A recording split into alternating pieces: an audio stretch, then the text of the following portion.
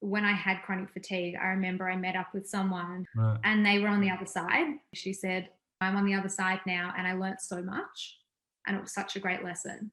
And I remember thinking, nothing is worth that lesson. No one can suffer this much for something good at the end. And now on the other side, the way you grow in life is through your experiences and what you can learn from them. But unfortunately, with growth and change comes good and bad.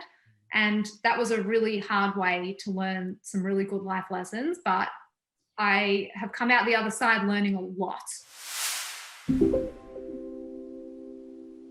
Hey guys, it's Toby Morrison from CFS Health, and I'm so excited and chuffed to have Carly Warson on the other end. Hey, Carly.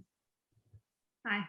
Hey, thanks for jumping on and doing this interview with us. We go back a long way, and it's pretty special to be able to do this interview. How many years ago was it that we worked together?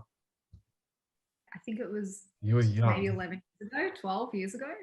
Well, over a decade. For anyone who doesn't know, obviously we help people with chronic fatigue syndrome and other chronic illnesses, but this whole interview is all about, Carly, your journey and where you were and what you were like before and where you're at now. I'm just so proud of you, and you know that, like, I'm always messaging you. Carly's got an amazing business that she's super passionate about, and she's supporting women all around the world with, literally, and we can talk about that later. I think it's just so brilliant what you're doing, and if we look back 12 years ago to where you are now, it's pretty damn phenomenal. And so I want to share that story with everyone else, because there is so many people out there, especially young women, teenagers, people going through school and university, who are going through something like chronic fatigue syndrome. Carly and I have had chats like this over dinner. We've become friends over the years, because you were one of my first clients in terms of when I was doing one-on-one work. You were probably one of my first 150 people that I worked with. It was a long time ago. And now, obviously, we've got the online recovery program. We're helping people in 51 countries, and it's just reached a whole nother level. But back then, let's start with kind of how it all came about. You were studying, you were year 12, weren't you? I think at the time. Yeah, I was in year 12. I just started year 12, so I was 17. I got sick with a cold, which when you're 17, you're invincible, like whatever. So I kept studying, kept going to 18ths, just kept living life. And then that kind of turned into the flu, which turned into laryngitis, which never really went away. So I just kept pushing myself. At that point in my life, I had no reason not to. Like, I completely thought I was invincible and really just completely ignored my body and just totally drove myself into the ground and ended up not finishing year 12. It was quite an amazing turnaround. I first got sick in April of my final year of school. And by October exams, I couldn't really get off the couch. I could barely talk. I couldn't wash my own hair.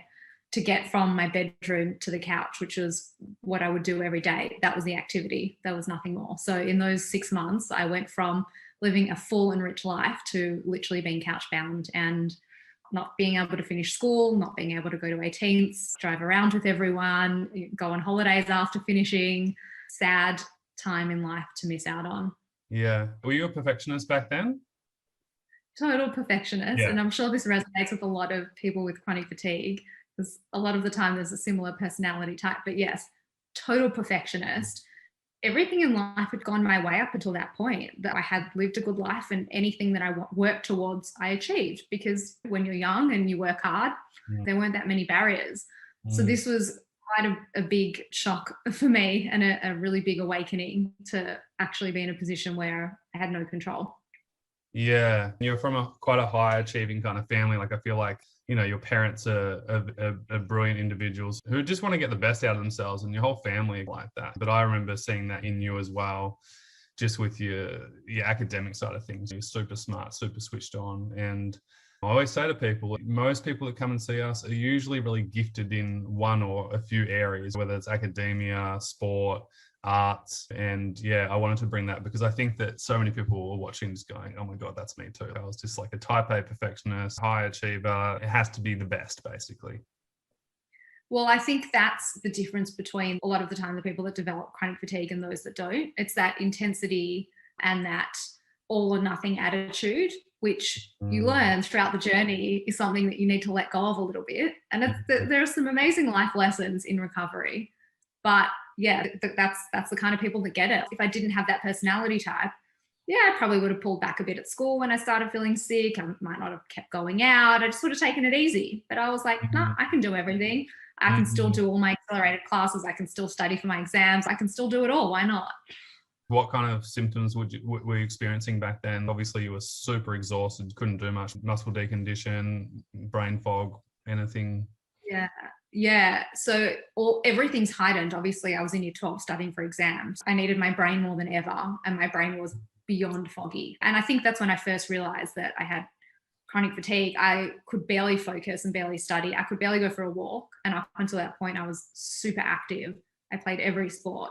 I also had lost my voice, and that was my reoccurring symptom throughout my 6 years of chronic fatigue. I would lose my voice whenever I got run down. But at the beginning, I couldn't talk for 3 months. Like, I remember someone asking me to the school formal with a little poster saying, will you go with me? Yes, no. And I like circled. Wow. I couldn't talk. Yeah, it became like a bit of a joke, but it was hard because that was my symptom. So when I got tired, I just couldn't talk. When I met you, you'd lost a lot of weight as well, didn't you? I actually put on a lot of weight, which is, I know, rare. Okay. The opposite. I put on like 10 kilos. It's funny. A lot of women gain weight through chronic fatigue syndrome. And the common question comes to me is like, how do I lose this weight? You lost the weight as you got better, yeah? It just came off naturally. I was honestly eating to make myself happy. Like, that I just had nothing else in my day to look forward to other than food. I also became obsessed with eating because I felt like it was my only controllable energy source, which sounds crazy, but I was like, okay, the only thing I can do to get energy is food. If I don't have food, I'm going to be low in energy. And I became obsessed with eating and what time I would eat. I just felt like it gave me some little sense of control. And even now, I still carry around snacks because I've got this fear of being hungry. But the weight is the symptom. It's not the issue. And so you don't need to focus about losing the weight because it's why you're eating that's the issue. It honestly just dropped off completely naturally, and I've been the same weight ever since. But yeah, don't worry about the weight. Worry about why you're eating. And also just getting healthy. But one of the things I say to my guys is like, focus on your health and naturally you will get to your healthy weight because you won't be overly stressed. Your system won't be adding on inflammation and basically storing fat as a way of protecting, as a protection mechanism, if you look in the olden days. So it's good advice. So do you remember who you got diagnosed by? Yeah, I actually diagnosed myself. I feel like I was lucky in that, probably lucky and unlucky, but I got to interrupt for 1 second though. Your parents are very resourceful people in the sense that they're not people who would ever give up, which is a blessing and a curse. How many people do you reckon you saw before you came to the conclusion that it was chronic fatigue syndrome? So when I first got sick, like after about a month of feeling not myself, I went to my GP who said, just rest, which is the worst advice ever. So I literally didn't move for a week and I felt even worse. And at that point, I'd known some people that had had chronic fatigue. And I just went to my mum and said, I've got chronic fatigue. I just know I do. I'm saying this because it was a blessing in some senses, but it was a curse in other ways because I became so fixated on that I just fell into it. You were pretty bad at that stage. It wasn't like it was just mildly fatigued. You were pretty cruel, but not many people know anyone else in their circle that had chronic fatigue syndrome. And so in a way, you were kind of lucky because people watching this right now, for the first time ever, they're hearing a story that they've never heard before. Imagine being crook for 10 years, being sick with chronic fatigue syndrome for 10 years or 5 or whatever, 1, and never ever hearing a story of, oh my God, that's me. That's what I experienced. And that's pretty powerful. But the fact that you got on it within a month is just, it was pretty soon. And then I went to see a few doctors, but there's nothing medically, at least back then, that anyone could tell me. So even though I had got the diagnosis and seen the right people, I felt completely alone. I had no advice about how to recover. And I literally did all the wrong things up until a few other things that I did later on to help me. But for about 8 months, I was just literally resting on the couch because I thought that's what I needed to do to get better. And these expert doctors weren't telling me otherwise. And if I had come into contact with the right people then, it could have been a very different story. So I can imagine the experience of not being diagnosed early would be really frustrating, and you'd feel like you're going crazy and you're making it up. But on the other hand, being diagnosed, I just felt still completely alone and had no idea what to do. Oh my God, you just said so many things I want to talk about. This is why I wanted to get you on the call, because it's so good. You've got such great awareness. This is what drove me to start helping people in the whole first place, was exactly the experience you just spoke about. And there are people who 10 years it's taken to get a diagnosis, sometimes longer, and being told there's nothing wrong with you. It's all in your head, or sweat it out, or rest. And this is the problem. Right. This is what I always say to everyone. You said, if I knew what to do in the right way, it would have been a quicker story, probably. It would have been. You will have seen with the people you help, from the time that you help them to the time that they recover. Imagine if you'd come on board earlier.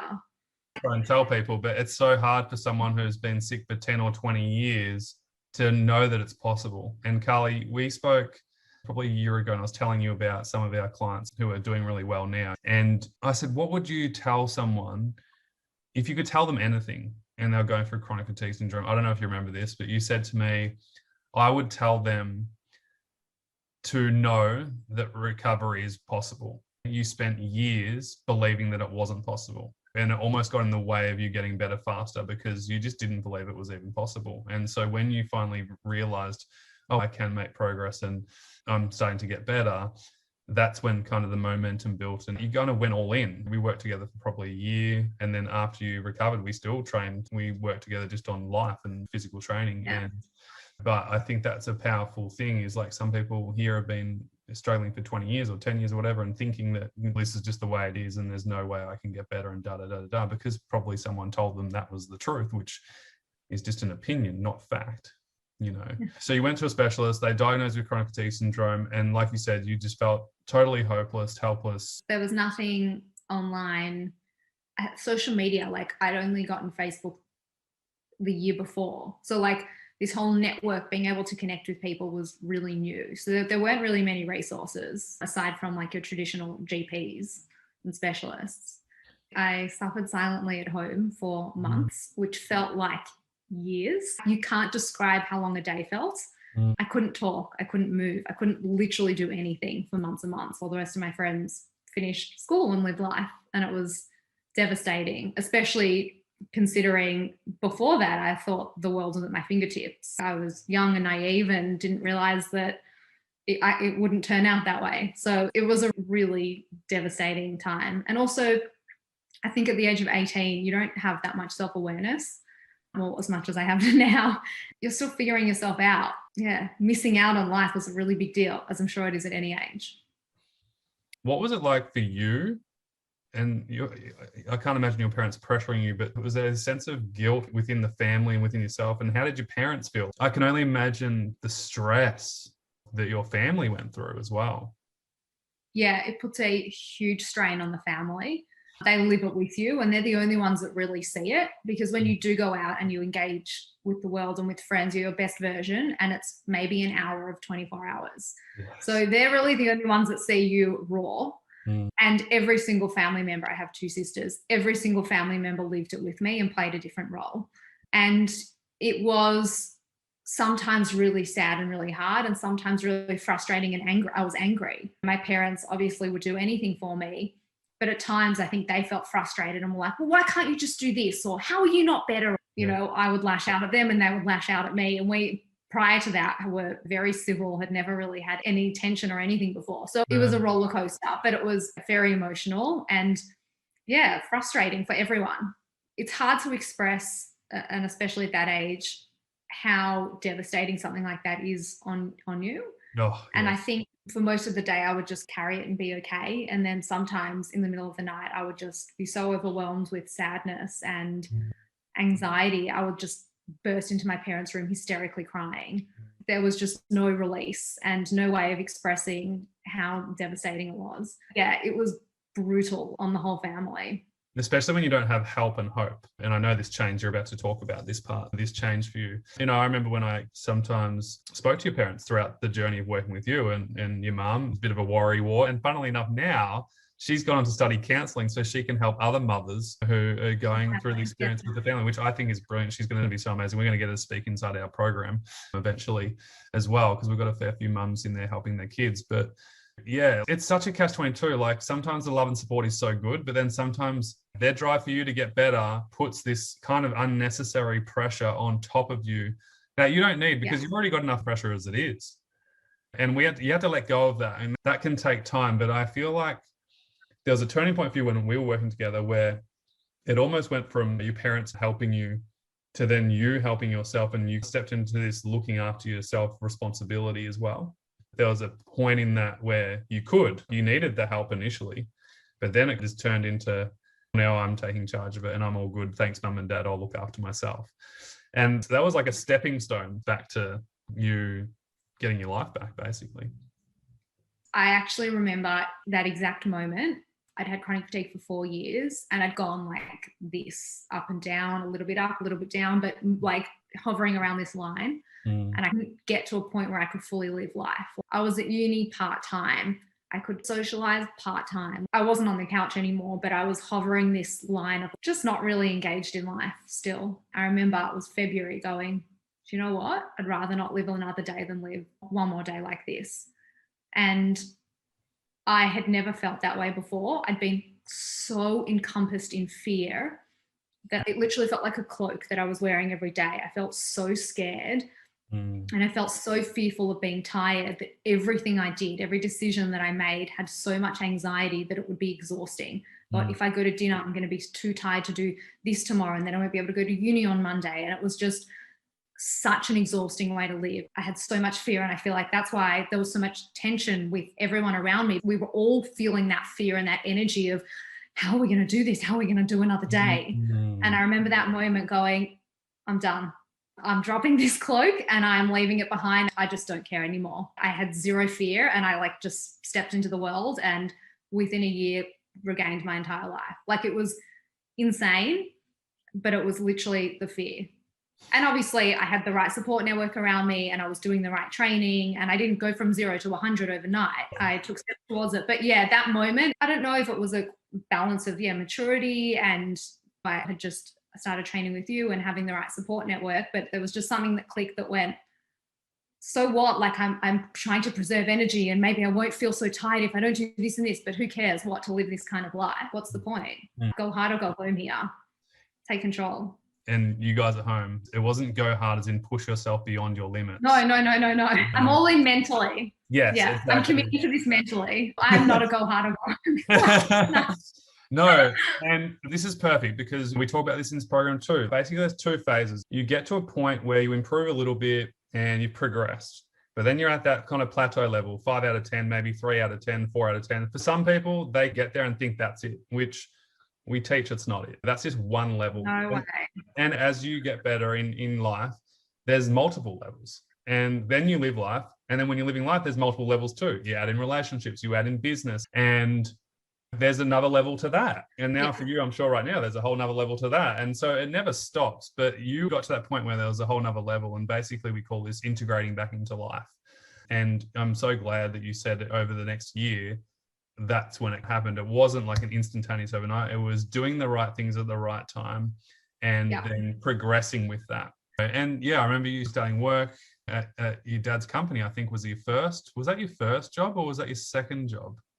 I can't remember. I worked throughout chronic fatigue, but when I started working on my business, I worked part-time for my dad. That's right. And then you started Fold Swim, which is now called Form and Fold. Yeah. But let's go back a bit. I'm getting a bit excited here, but let's go back to when you were about to say there was a program basically. So you were lost, you had no hope, you had no help, your parents were scrambling, trying every freaking thing under the sun like we all do. I was on like ADD tablets, antidepressants. I was on like any kind of medication that I didn't need. So it made me feel weird just to try and regain control, just to do something. It's not your fault either. That's the crazy part. You'll do anything. I was just talking this morning. We had a client years ago, actually only a year after you. She was on 50 tablets a day. Oh, 50. Yeah. I think I was on 48. I would count every morning. There was like, oh, wow, supplements and made no sense. And this is what I want to say too, because so many people, when they join our program, they're like, can you tell me the right supplement to take? And how many supplements should I take? And I say, look, we're not against supplements. You can supplement, but it is just a supplement. It's supplementing your life. And you got this. When we started working together, things changed. And it was going from focusing on everything outside of me that can help me versus what can I do within the 24 hours that I have to help me, which is actually going to make the biggest impact. And yeah, sure, I can take the supplement or the medication if it is helpful and useful. But there was a shift, and there always is a shift with everyone that we work with. I've never ever met anyone who has recovered from chronic fatigue syndrome and says, Toby, it was that supplement that guy gave me, and never. No, it's a balance. And I think that's the biggest lesson you learn is often you get chronic fatigue because you're unbalanced and you have to regain your balance. And only when you do can you be free of it. But it's a lifelong lesson. It's not one thing. Just like any success story in life, it's not just one thing. It's cumulative, and it's a combination, and it's timing, and it's everything. But right thing at the right you just time. need it. The principles to recovery are the same principles to living a good life. Like, you just need to be healthy and balanced and fueling yourself in many ways. Post recovery, I still bring myself back to those principles whenever I'm feeling really exhausted or really overworked. I've learned this lesson. I know I need to be balanced. I know I need to eat well. I need to sleep well, exercise, see my friends, work. Just balance. There's no one thing. Exactly. But that's called health. The reason why I started all this so many years ago, and we worked on this when we worked together, it was so easy for the doctor to say, oh, just eat well, sleep well, and rest, or move your body. And it's like, how do I move my body? There was no practical guidelines. So you almost have to start on the minute level to really embed those big changes that are so important, but on a small level, because that's where you're at. And then from there we build. And it doesn't matter where you're at, whether you're 1 out of 10 or a 7 out of 10. Those fundamental changes are really what's necessary. Your journey into kind of realizing that there are things that you can do for yourself, what was that like? Yeah, we discovered this program, and it was a live-in program for a month. We lived at this hotel, and there were varying activities, hydrotherapy, meditation, counseling, a whole variety of things, but you're with a group of people who had chronic fatigue, which was really amazing because it was the first time that I'd actually felt, oh, I'm not alone in this. And, you know, there are other people and understood. And that was a really great experience in that regard. So I got sick in April. This was the following February. So hadn't even been a year yet. And I went into that barely being able to move or talk. And I think the idea behind that was just like a boot camp to kickstart the body, to go, look, you can do it. You're going to live through it. And it wasn't anything crazy. It was just some hydrotherapy with 90-year-olds in the next lane. Like, it wasn't, we weren't playing a basketball game. It was just getting you moving.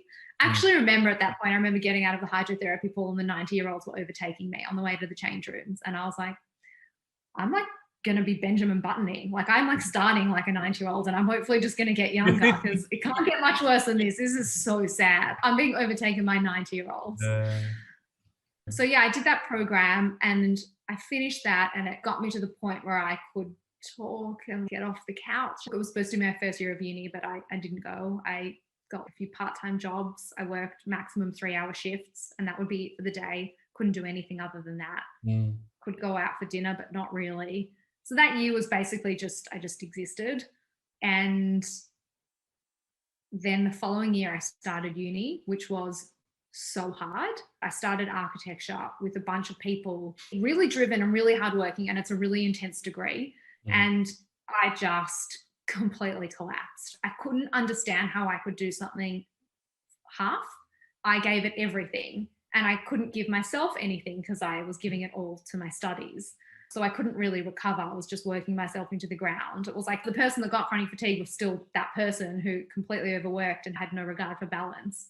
By the end of that year, I was a complete mess, and my parents were so scared. They thought, we've got this 20-year-old daughter who we thought had everything going for her, and she can't move. It had been 3 years at that point, and they thought, what the hell do we do? What do we actually do? The program that I'd went to had closed down. There was nothing out there, and that is when we met you. Oh, I'm hearing. You made me cry. Yeah, so that summer, while my friends were off in Thailand having the time of their lives, I basically spent the summer rehabilitating. You taught me how to skateboard. I taught you how to cook. I taught you how to skateboard. So back then, how I started this was working one-on-one with people. You got the real life version, yeah, the 6'6" version. So back then, I'd work really closely one-on-one with a bunch of clients at a time, and sometimes I'd go to their houses, and so I'd used to come to your house. We'd train, we'd do reconditioning sometimes in the morning. Sometimes I think we even did a week where it was quite intensive and I taught you how to cook. You didn't know how to eat proper food. So I was like, you need to eat protein and carbohydrates. You need to refuel your body. And we had fun along the way. And this is the thing, even now, it's been 10 plus years now. And we teach fun in our program. You have to have fun throughout this journey and process. It can't be serious and strict all the time. Otherwise, you're not going to enjoy it. And anything you don't enjoy is actually zapping energy from you.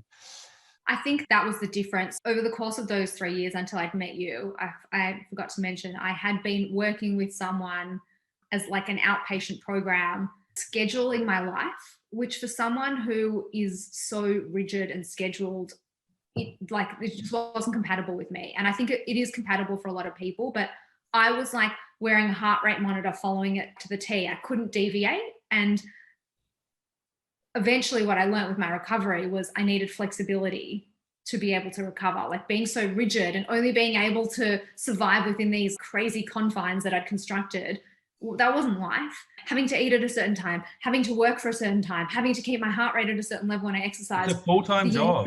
Anything outside of those constructs I couldn't deal with because I only learned to survive within this rigidity. And when I met you, you were just like, we'll just go outside and juggle. I was like, what? You're like, no, it's fine. It'll be fine. You're active. And it was also at the right time. Like I wouldn't have been receptive to what you were telling me earlier than that. Because I'd been a certain way for so long. I'd been rigid and structured for so long. I don't think I would have been open to it. Mm-hmm. But when you came in, you were like, you're going to learn to just live. And whatever I throw at you, you'll deal with. And it's okay. So I'm going to take you into the gym and we're just going to do a workout and you're not going to look at your heart rate and you'll be okay. Mm. And I was like, all right. Yeah. And you helped me re-engage in just natural, organic life. Yeah. And I didn't have to fit into this structure and I just had to learn to adapt to what was thrown at me. But we did it appropriately.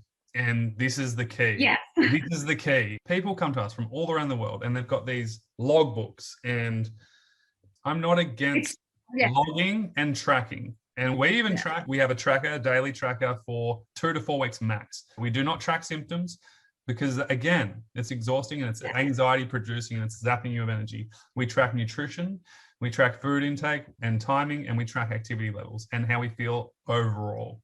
I'm not going to blow smoke up my own ass. That's what they say in Australia. But what I am really good at and what I was really good at when we worked together is knowing exactly the right amount for you. 100%. Yeah. Exactly. You would sense where I was at and you would push me. And also the fact that you'd had chronic fatigue and recovered gave me confidence that you weren't just like leading me down this path. I think until that point, I'd seen it as a sickness. And so I'd felt like I was going to be sick forever. And I think what I see now, even more so, but what I started to see back then was that I was actually rehabilitating my body. It's not that I was recovering from a sickness. I was recovering from an injury. Like my body was injured, just like when you break your leg. It had completely stopped functioning for whatever reason, and it didn't know how to restart. Living trapped in this fear wasn't helping. Resting wasn't helping. It needed to slowly learn how to re-engage in life and see that it was okay and not do too much that it would crash, but do enough that it would say, oh, movement's good. Engaging in life is good. And then you'd go to the next step. Just like you would with your leg. One day you're running a marathon, the next day it's broken. You're not going to expect to be running a marathon the day after that. You got to rehabilitate it. And it's a process.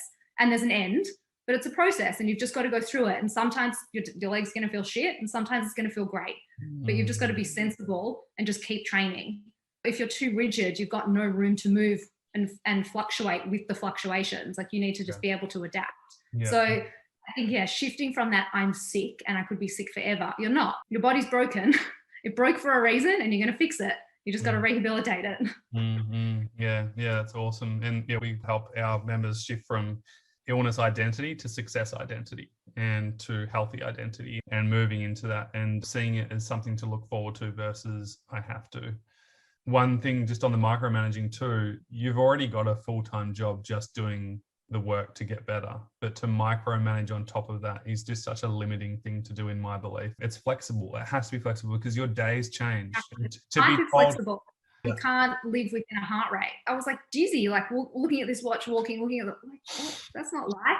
That's not learning how to re-engage in life. That's learning how to monitor my heart rate. That's not life. And yeah, exactly. Also, the heart rate will go up because you're so stressed about your heart rate, which is just hilarious.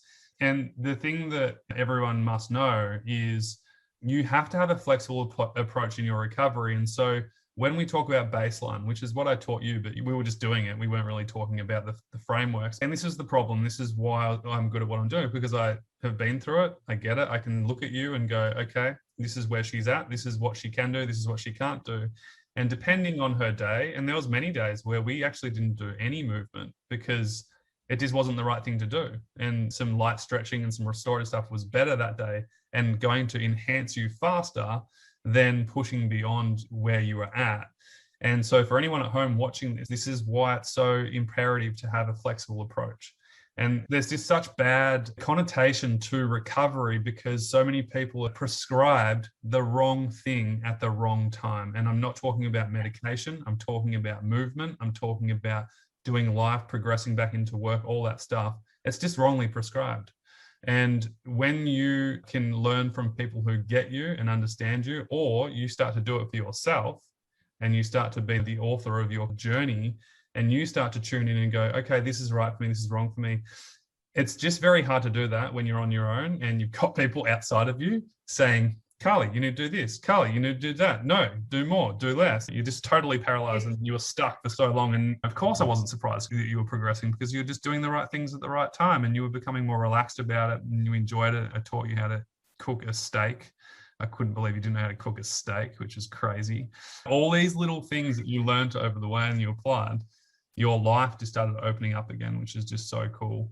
Yeah, is there any kind of things you want to add to that? When I had chronic fatigue, I remember I met up with someone who, it was the first time I'd really spoken properly with someone who had chronic fatigue while I was going through it. Right. And they were on the other side. And even seeing that, I was still like shocked, but that's not going to happen to me. She only had it for 3 years. I'm already 3 years in. And I felt like she was the most similar person I could find to me, but I still felt like I couldn't relate. Wow. And I remember her saying, I remember this so distinctly. She said, I'm on the other side now and I learned so much. And it was such a great lesson. And I remember thinking, nothing is worth that lesson. I don't know what lessons you've learned, but this cannot be worth it. There's just no way what I'm going through can be worth it. Wow. There can't be any happiness on the other side. It doesn't make sense. No one can suffer this much for something good at the end. Not possible. I just don't believe you. And now on the other side, not that I would wish this on anyone, but the way you grow in life is through your experiences and what you can learn from them. And if everything remains stable and constant, life would be really boring. But unfortunately, with growth and change comes good and bad. And that was a really hard way to learn some really good life lessons. But I have come out the other side learning a lot. And I feel like the years I have now are going to be much better for it because I'm so much more self-aware. I'm really grateful for my health and my happiness. I was so thankful I had my health. Like I just thought, I can leave the house and go for a walk. What more do you need? There was a time where I couldn't even leave the house. Like I couldn't get up off the couch. So I think it definitely gave me a different perspective. But also I live so much more consciously. I'm so conscious about balance. And I feel like I'm just going to live a much healthier, happier life because of it. Even though I suffered to get this, there are some good things on the other side, I promise. What I see in that, just quickly before we round this up and you can share your last thoughts with everyone, some advice, but what I see is when that girl was saying to you, there's life on the other side and da-da-da, you weren't looking there. You were still looking back at the old life that you'd lost. Everything I've lost. Exactly. Yeah. And this is what we help people when, as soon as they get in the program, the first 6 weeks is we need to let go of that because that is what's holding you back. And when we shift from focusing on what we don't have to what we can do right now and what we want to move forwards to, values and vision, which you naturally did over the last 5, 7 years, 10 years, really, to what you created today, things start to shift and change. And it actually is a miracle. We see it in our program every day now. A lady from Germany just posted yesterday. She's like, oh my God, I just did my values and my vision. And I just feel so happy and content moving towards this life that I want to live. And what I see with you is what you just explained was perfect, is you were still mourning the old you, what you wanted, what you didn't have, what you wish you could have but you didn't, and then comparing to someone who's got what you want, which is so funny, which is pushing you further away from that, to finally jumping, eventually loosening that, letting go of that eventually, and then coming to the other side, and then focusing on now building the new and leaning and entering into that, and ultimately creating a whole new life, brand new life for yourself, relationships, career, study, business, and the future forward thinking is in that way. And it was cool that you painted that picture. For any skiers out there, this is a good analogy, but when you ski, when you're scared, you lean back, and whatever bumps come up, you're likely to fall because you're not balanced. And it's a really tiring way to ski. And you fall a lot. And as soon as you lean forwards, you get momentum, and you're in a much better stance, and whatever you encounter, you can go over better. And I literally feel like for the first 3 or 4 years, I was just leaning back. I was like, I'm too scared, I'm too scared, I'm too scared. And so whatever came at me, I would just fall backwards over. And then that moment where I was like, I'm taking control, I have no fear, I just leant forwards and sped down the run. It's so counterintuitive to put your body weight forwards and to lean down a mountain when you're going fast, but it is the only thing that's going to get you there. Like, it is so scary, but it's actually the opposite, because it's what you need. Leaning back's not helping. No, leaning back's keeping you stuck. And every new level, there's a new devil. There's a new challenge that arises. And it's like, now I've got to focus on this. This is why we have a whole mindset component dedicated inside our program, because it takes work. It's not an overnight thing. You put in the work. It wasn't an overnight decision. It was years of work. We coached together all the time. We used to see each other twice a week for a couple of years almost, I think. My journey was 6 years. It was so much work. Yeah, exactly. But it was great work, and it was progressive work, and it was the mindset stuff and the body stuff and the nutrition stuff and the progressing stuff and just doing the right things at the right time. And the analogy is actually perfect. And that's what we teach, is helping people let go of that stuckness. We have a weekly coaching session inside our monthly group calls, and the week 2 is about getting unstuck for the month. Any obstacles that are coming up in the way for this month, let's have a look at them, let's let them go, and then let's move forwards. And we've got a plan, which is really cool. But yeah, I like that idea, actually. It's cool. And it's funny because most people, and especially I see it in our program, is like, the more aware you can become of it, and you can realize the difference between skiing down the mountain and with confidence or leaning back, the more aware, the faster you can pick it up and realize, oh, actually, I'm doing that. That doesn't serve me anymore. I'll move forward. Is it hindering me or helping me? You get momentum. Yeah. Yeah, that's brilliant. Totally. To wrap it up, Carly, 2 things. The first question is, what would you say to someone struggling? They're watching this video probably for the first time. They've never met someone who's so bubbly and who gives great advice and who's been through what they're going through. What would you like to say to them?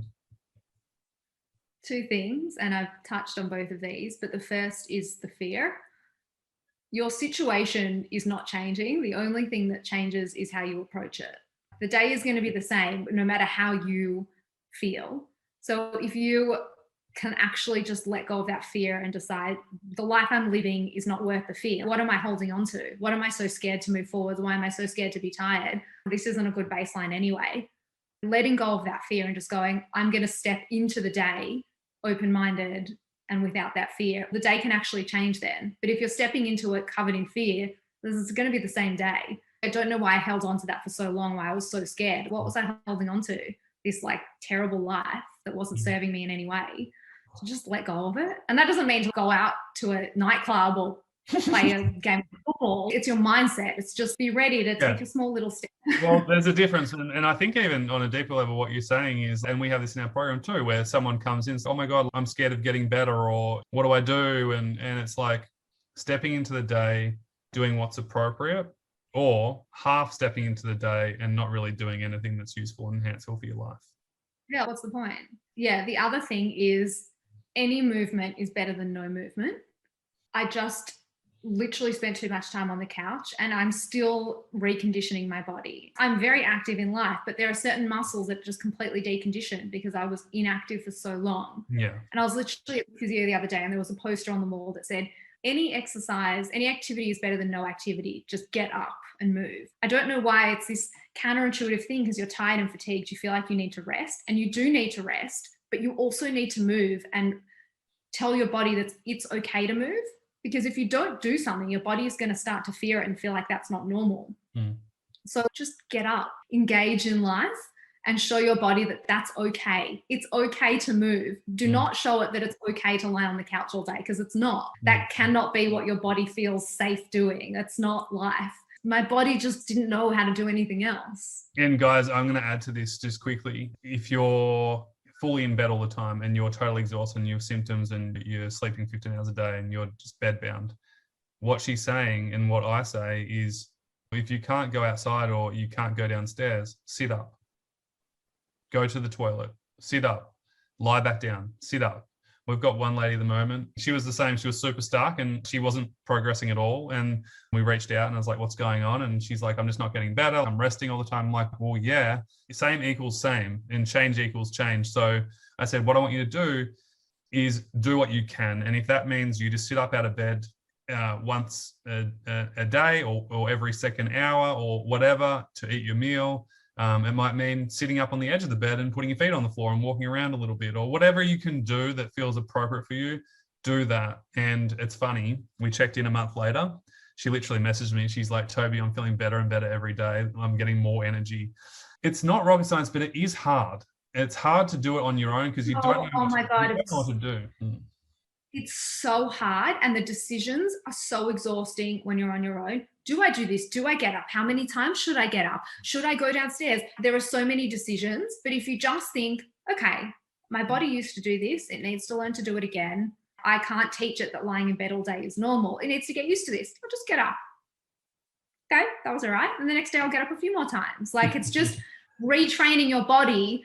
It's forgotten how to live. You just got to retrain it slowly. Yeah. When did we catch up last time properly? Was at the snow, wasn't it? Because I just started snowboarding, so I totally sucked. And you were like, you'll be fine, go. And you guys were like flying down the mountains. I was like, oh my God, I can't do this. It's so scary.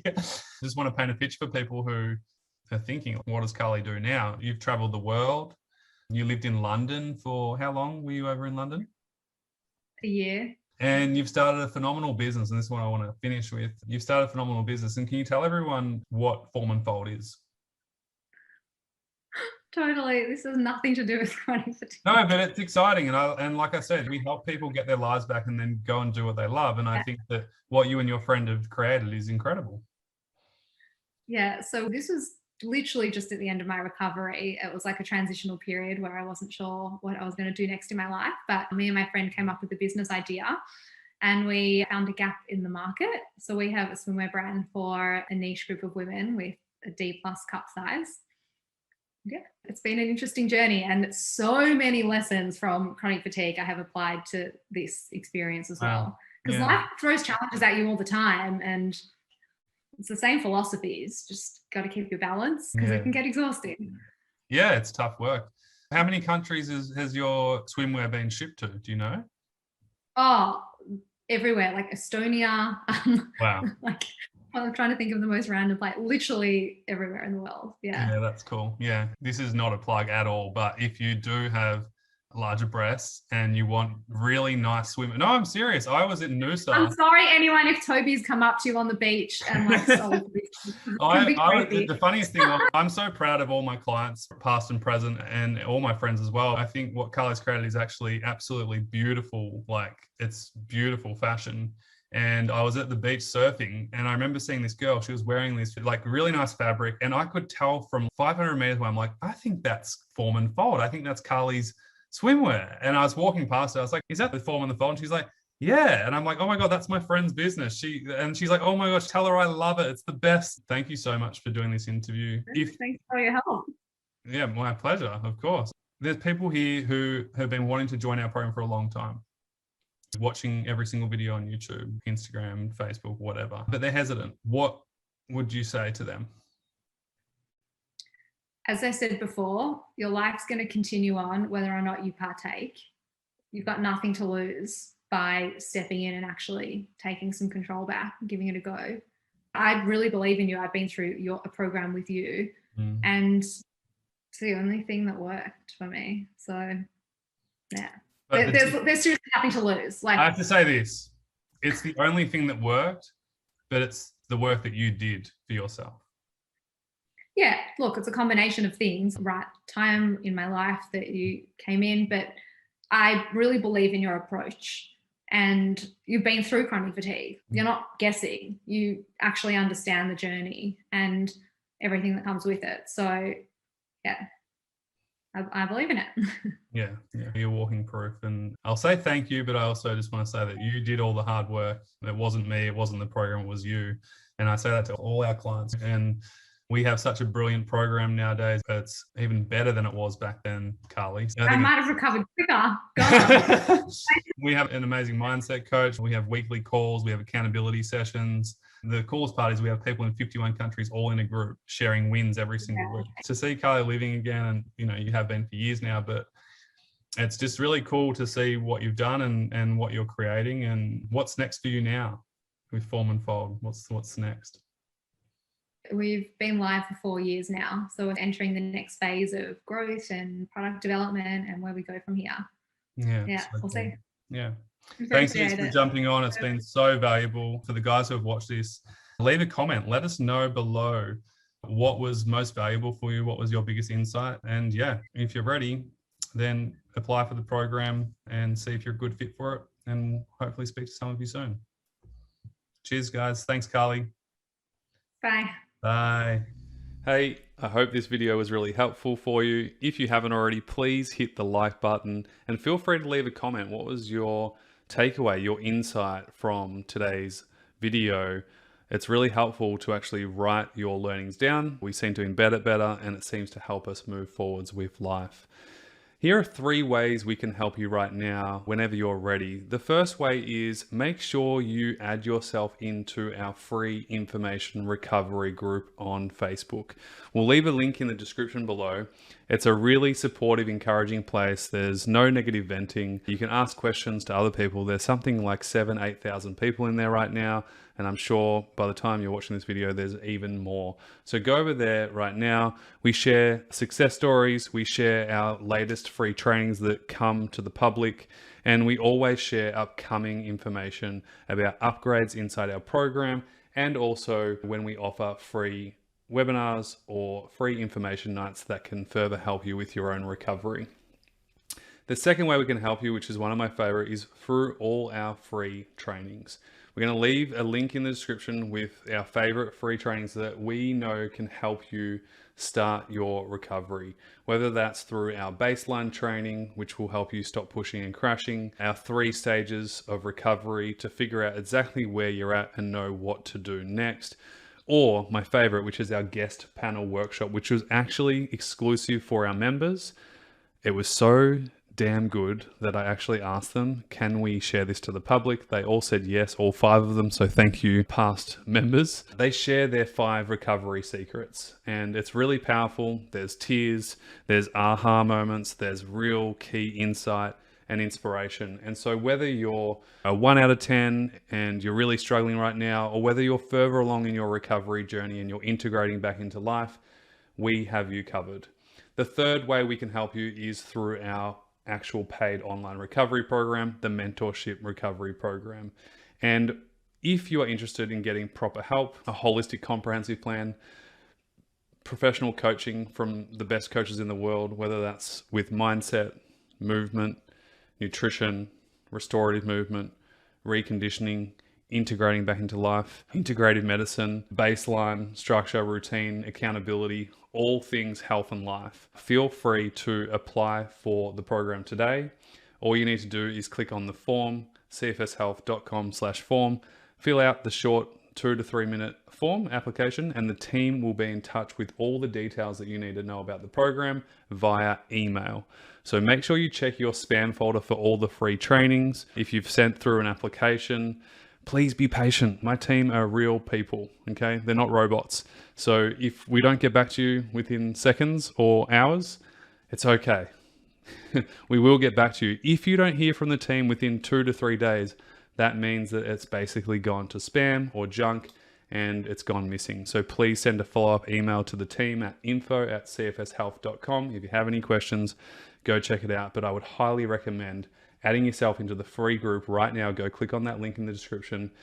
Go download all the free trainings. Honestly, the whole reason why this whole thing started is because when I went through this myself, it was so painful and so excruciating that I didn't want anyone else to have to go through it. And some of these free trainings are so damn valuable. Back then, I would have paid thousands of dollars for. We've had so many comments and emails and posts saying, oh my God, the baseline training was a game changer for me.